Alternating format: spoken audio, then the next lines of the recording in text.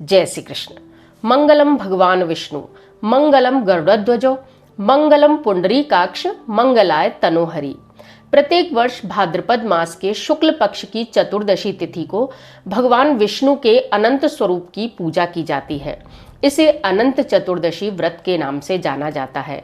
इस दिन भगवान की षोडश उपचार पूजा करके ओम अनंताय नमः इस प्रकार मंत्र का जाप करते हुए कथा को सुना जाता है।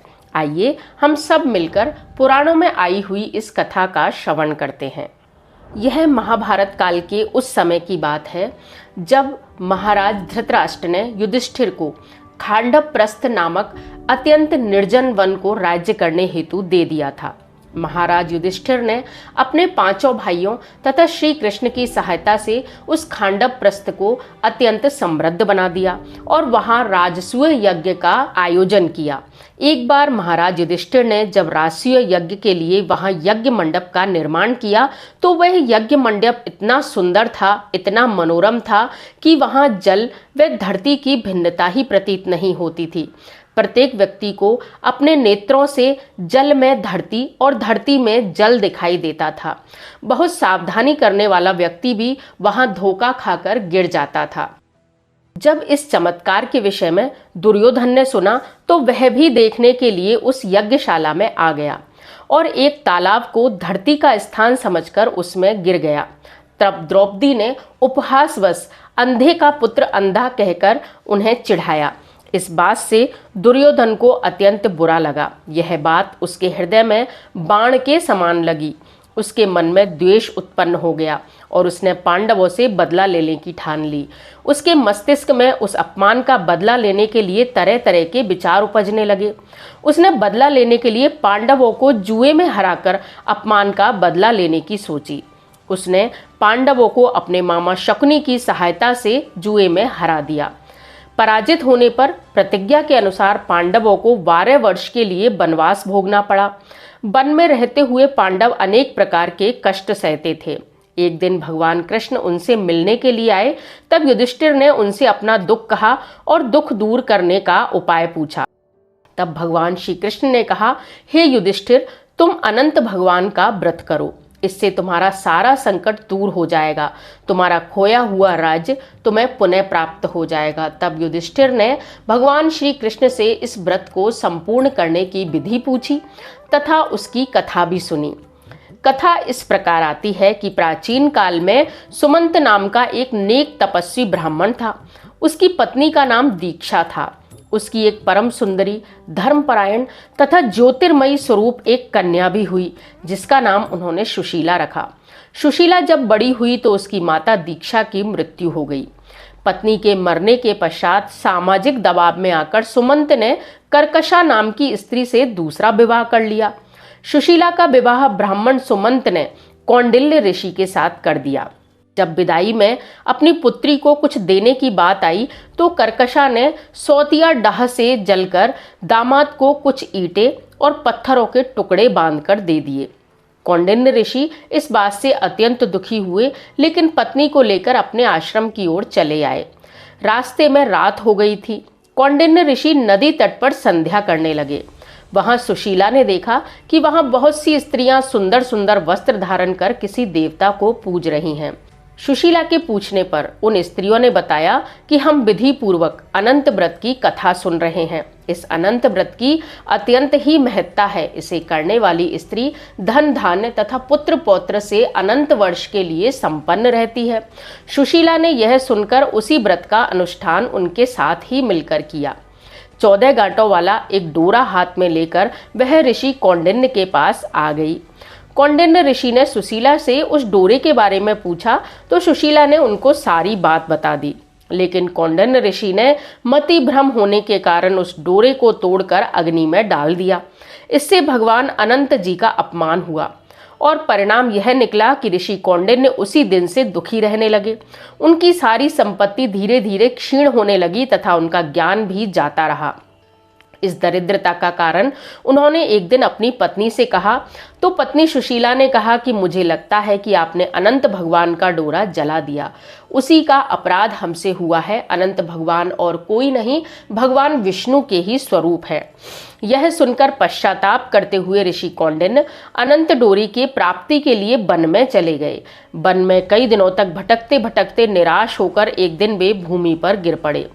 तब उनको इस प्रकार दुखी देखकर अनंत भगवान अपने चतुर्भुज रूप में उनके सामने प्रकट हुए और कहा, हे कौंडिन्य, तुमने मेरा तिरस्कार किया, उसी से तुम्हें इतना कष्ट भोगना पड़ा और तुम दुखी हुए। तो अब तुमने पश्चाताप किया है, मैं तुमसे प्रसन्न हूँ। अब तुम घर जाकर विधि पूर्वक अनंत व्रत करो। 14 वर्ष पर्यंत जब तुम इस व्रत को करोगे तो तुम्हारे संपूर्ण दुख दूर हो जाएंगे, तुम धन धान्य से संपन्न हो जाओगे। कौंडिन्य ऋषि ने घर जाकर वैसा ही किया और धीरे धीरे समय के साथ उन्हें अपने सारे क्लेशों से मुक्ति मिल गई। श्री कृष्ण की आज्ञा से युधिष्ठिर ने भी अनंत भगवान का विधि पूर्वक व्रत किया, जिसके प्रभाव से पांडव महाभारत के युद्ध में विजयी तो हुए ही, साथ ही चिरकाल तक राज्य करते रहे। आज भी उनके प्रभाव को गाया और सुना जाता है। अनंत चतुर्दशी के व्रत का शास्त्रों में अत्यंत ही खास महत्व है। यह व्रत यथाविधि 14 वर्ष तक किया जाता है। 14 वर्ष की अवधि पूर्ण होने पर शुक्ल पक्ष की इसी अनंत चतुर्दशी को इसका उद्यापन किया जाता है। इसके लिए कलश स्थापित कर स्वर्ण में अनंत की प्रतिमा का दान किया जाता है तथा हवन इत्यादि कर 14 योग्य ब्राह्मणों को भोजन कराकर इसका उद्यापन संपूर्ण किया जाता है। चूंकि यह व्रत भगवान विष्णु को ही समर्पित है, तो इस दिन भगवान जगदीश की अर्थात भगवान विष्णु की ही आरती को गाया जाता है। हम सब मिलकर भगवान विष्णु की इस आरती का गायन करते हैं। ओम जय जगदीश हरे, स्वामी जय जगदीश हरे, भक्त जनों के संकट, दास जनों के संकट, क्षण में दूर करे। ओम जय जगदीश हरे, जो ध्यावे फल पावे, दुख बिनसे मन का, स्वामी दुख बिनसे मन का, सुख संपत्ति घर आवे, सुख संपत्ति घर आवे, कष्ट मिटे तन का। ओम जय जगदीश हरे, मात पिता तुम मेरे, शरण गहूँ किसकी, तुम बिन और न दूजा, प्रभु बिन और न दूजा, आस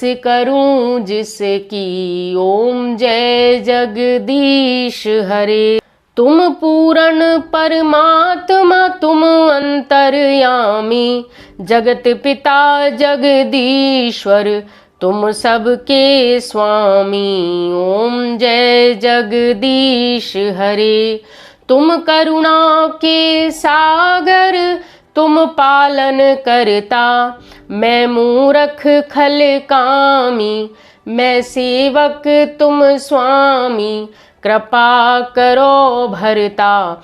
ओम जय जगदीश हरे, तुम हो एक अगोचर, सबके प्राणपति, किस विध मिलूं दया में, किस विध मिलूं कृपा में, तुमसे मैं कुमति। ओम जय जगदीश हरे, दीन बंधु दुख हरता, तुम ठाकुर मेरे, स्वामी तुम रक्षक मेरे, अपने हाथ बढ़ाओ, करुणा हाथ बढ़ाओ, द्वार पड़े तेरे।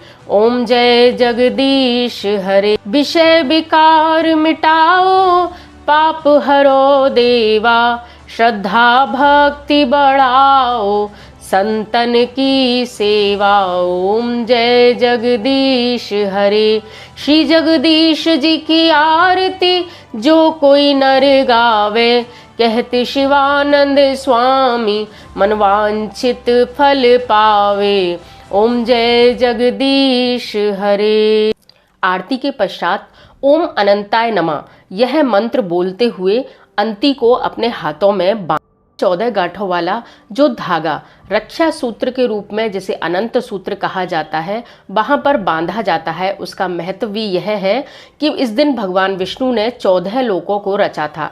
अनंत सूत्र की हर गांठ इन्हीं 14 लोकों में से एक एक लोक को बताती है, जिसमें पहला भूलोक, दूसरा भुवय, तीसरा स्वय, चौथा मह, पांचवा जनलोक, फिर तपोलोक, ब्रह्मलोक, अतल, वितल, सतल, रसातल, तलातल, महातल तथा पाताल लोक का प्रतीक होते हैं। इन लोकों को रचने के पश्चात इन लोकों के संरक्षण और पालने की जिम्मेदारी के लिए भगवान ने 14 रूप भी धरे थे। इसी वजह से वे अनंत प्रतीत हुए और उसी रूप में इनकी आज के दिन पूजा की जाती है तथा मन ही मन प्रार्थना की जाती है कि हे प्रभु, आप इन 14 स्वरूपों से 14 लोकों में हमारी सदैव रक्षा करें।